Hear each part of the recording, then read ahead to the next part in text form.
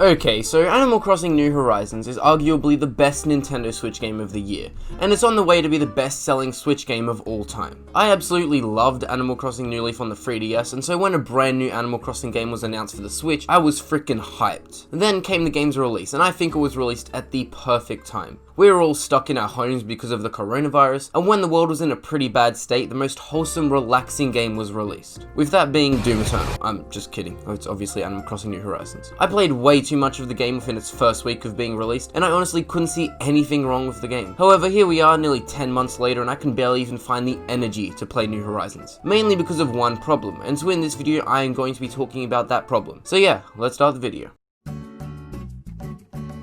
Alright, so Animal Crossing New Horizons is a very routine-based game that you're supposed to spend a little bit of time playing each day, and this is kind of where the problem starts. Basically, as soon as you start up New Horizons, you kind of go through a morning routine, or night routine, depending on whenever you're playing the game. You go shake all the fruit trees, find your money rock, take a stroll on the beach to find the recipe for the day, dig up the new fossils that appear on your island, go check out what all the shops are selling, and check into the Nook stop to get your daily Nook miles. Now this process usually takes around 15 to 30 minutes depending on the size of your island, and whether or not you bother talking to your villagers. Within the first week of my playthrough of the game, completing these tasks didn't feel like a chore at all. I enjoyed doing it, and it kind of brought me a sense of fulfillment, even though I was just playing a freaking video game. Then weeks and months passed, and it got to the point where having to do these tasks every single day became pretty tedious. Eventually, having to go around my island shaking every tree and searching for my money rock felt more like some annoying chores rather than being some fun tasks. So to try to combat this, I started playing the game once every 2 or 3 days. And what's funny is missing a day actually makes the game harder to come back to,